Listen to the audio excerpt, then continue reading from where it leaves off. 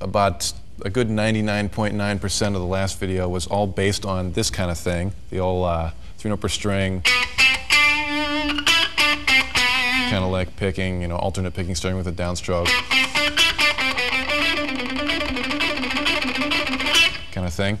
Millions of variations on that, and it's all based on being able to do that lick, you know, cleanly and with some amount of control.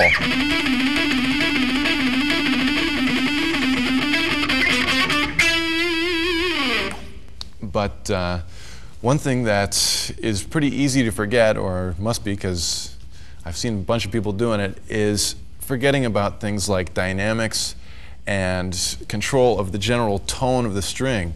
By that I mean like being able to mute it when you want to, or being able to have it open. And by dynamics, being able to play it real light and mute it if you want, or real open and loud.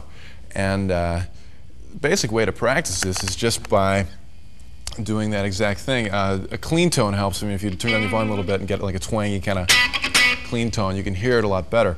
So initially, just try that lick, but do it real quiet and muted, and try to do it at a tempo where it's pretty quick, you know, that you're comfortable with. Something like, then try the same thing, but hit it real hard and don't mute it.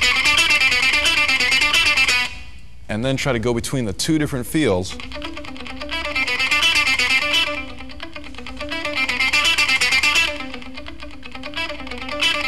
You know, if you can play it quicker, great. You know.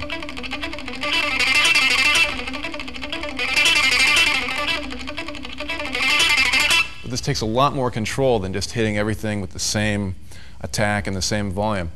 And this will really help you to give it a more musical, you know, just put it in context musically better in any way you play it in a song or in an unaccompanied solo. It'll give you a lot more control. It's a lot more expressive that way.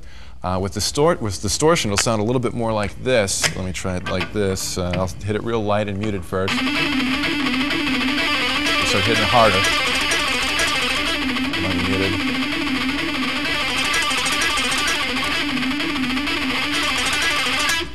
Now, if you're not comfortable with this lick yet, or any, you know, fast picking things, just try it with maybe a single note. Take like an A note on the D string or something, and just practice playing that in one note, real lightly and real muted and quiet, and then get real loud with it. You know, you can take any tempo you want. Maybe start off with something like, and get louder, not faster, but louder. Now, the actual technique for this isn't necessarily hitting it much harder with a pick, but using more of the pick to hit it, which ends up hitting the string harder. In other words, I'm sort of lowering my my pick into the string. When I'm picking it lightly, I'm still picking it pretty hard, but you're just using the very tip of the pick, you know.